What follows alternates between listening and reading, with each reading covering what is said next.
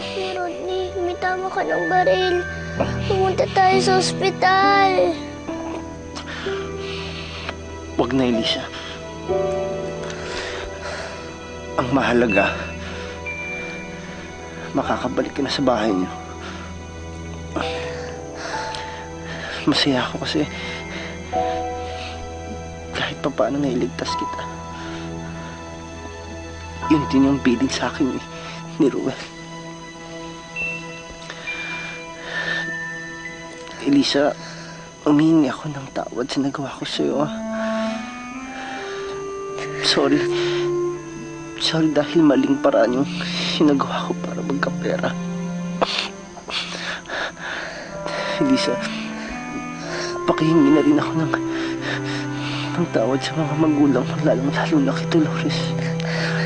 Pakisabi kahit sa huling oras ng buhay ko, humihingi ako ng tawad sa kanila.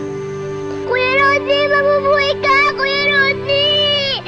Huwag mo kami iwan ni Noel! Kailangan ka ni Noel! Kuya Rodney! Lisa, nandito na lang ako. Sana kahit wala na ako, dalawin mo pa rin si Ruel. Pakisabi sa kanya, mahal na mahal ko siya. Kung yung buhay ko yung kapalit para sa kaligtasan niya, para mas gumaling siya,